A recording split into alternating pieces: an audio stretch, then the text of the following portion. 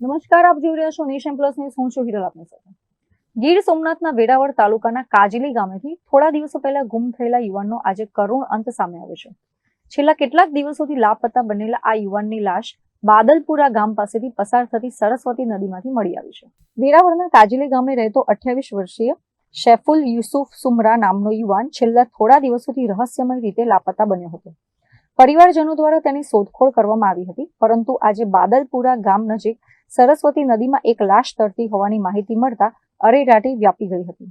ઘટનાની જાણ થતાં જ વેરાવળ ફાયર બ્રિગેડની ટીમ ઘટના સ્થળે પહોંચી હતી અને ભારે જહેમત બાદ નદીના પાણીમાંથી યુવાનના મૃતદેહને બહાર કાઢવામાં આવ્યો હતો. ફાયર વિભાગ દ્વારા લાશને બહાર કાઢ્યા બાદ પોલીસને કબજો સંભાળી મૃતદેહને પોસ્ટમોર્ટમ અર્થે હોસ્પિટલ ખસેડ્યો છે.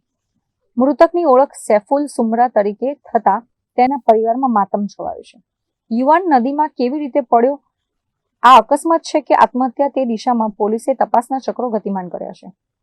પોસ્ટમોર્ટમ રિપોર્ટ આવ્યા બાદ જ મૃત્યુનું કારણ સ્પષ્ટ થશે. હાલ તો યુવાનના મોતના સમાચારથી કાજલી ગામમાં શોકનું મોજું ફરી વળ્યું છે. Mahesh Todiya, nation plus news, Gir Somnath.